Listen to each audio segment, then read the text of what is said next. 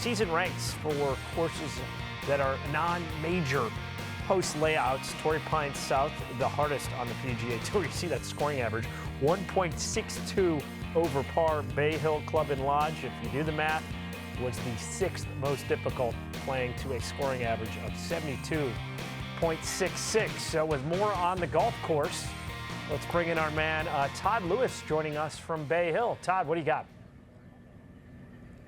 Well, there are actually two big factors that make this golf course so difficult on the PGA Tour. Number one being the rough. It is very healthy. Right now it's being cut.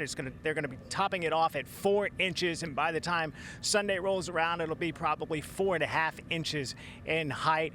And like I said, it is healthy. It is very dense and thick. If a ball misses the fairway, it lands in that rough.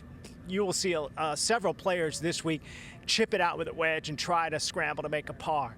The other factor, the greens here. First off, they are very smooth, some of the best greens on the PGA Tour. However, they are fast. Right now, they're at around 13, and come Sunday, they are expecting it to be higher. I talked to Bland Cooper, who is the agronomist for the PGA Tour, setting up this golf course. He said not only will these greens be fast, but they are going to be pretty firm. Right now, it's the firmest they've ever seen these greens for a Tuesday here at the Arnold Palmer Invitational.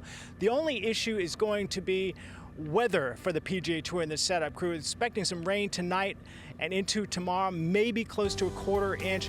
But you look at what Thursday through Sunday has, we're going to get some high temperatures. And once that rain moves through, that's going to firm this golf course up. If they don't get a significant amount, this golf course is going to get firmer and firmer. There is a slight chance of showers here and there throughout the week. But come Sunday, although the temperatures will be cooler, they're expecting these greens to be a lot more firm than they are right now, obviously. And look for the color of these greens to turn from a green to maybe a dark tan, showing off the firmness of this golf course. So it's going to be quite the challenge here for these players. I talked to a couple of players, and they told me this setup here for API is tougher than some major championship setups that they've faced.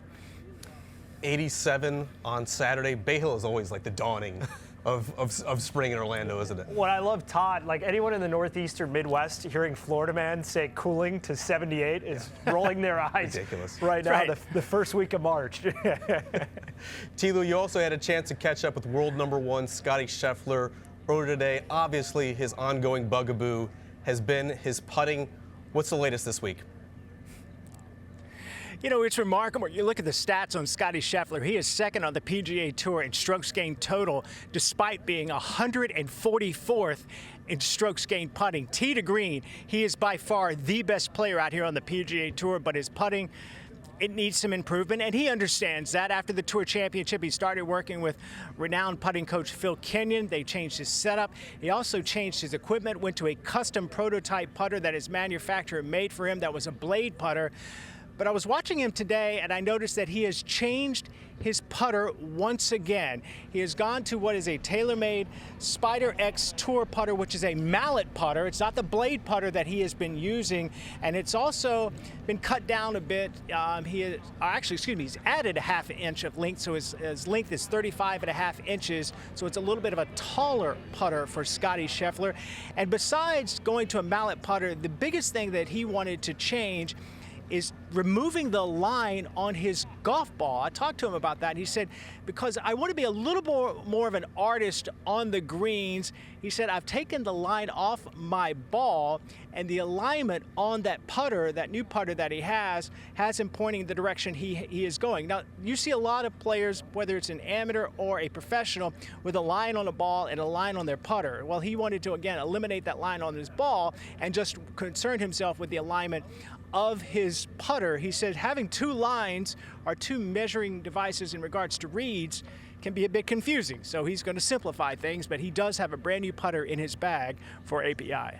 Still trying to solve that puzzle when it comes to getting that putter straightened out for the reigning PGA Tour Player of the Year in Scottie Scheffler. So you hear the changes, Lav, that he's now making with the putter. It seems like it's one thing after another. What I've noticed over the last, call it, year or two, he doesn't seem to putt with a ton of freedom. And there are times inside 10 feet he can look a little wooded with the putter. It is interesting, and going to the mallet model now. That's actually what Rory McIlroy suggested. Remember, he joined the broadcast, the CBS broadcast during the Genesis Invitational, and said it might behooves Scottie to move back to that sort of model just to have more forgiveness. But it was interesting. So at Riviera, I had about a 20-minute sit-down with Scottie Scheffler for a story that's going to appear next week on golfchannel.com previewing the Players' Championship. And we got into his putting and kind of the perception of it. And he said, technically, he feels so much better about, standing over the ball and what his technique is going to be. He doesn't worry as much now about hitting it out of the heel, but he thinks there's almost like a perception issue. He's not saying it's like a media creation. Remember he said that over last summer where, you guys are making this into a media narrative. He agrees that it was a problem that he needs to address, and he's taken the steps to do so by adding a putting rule. But he said not all 8-footers are valued equally.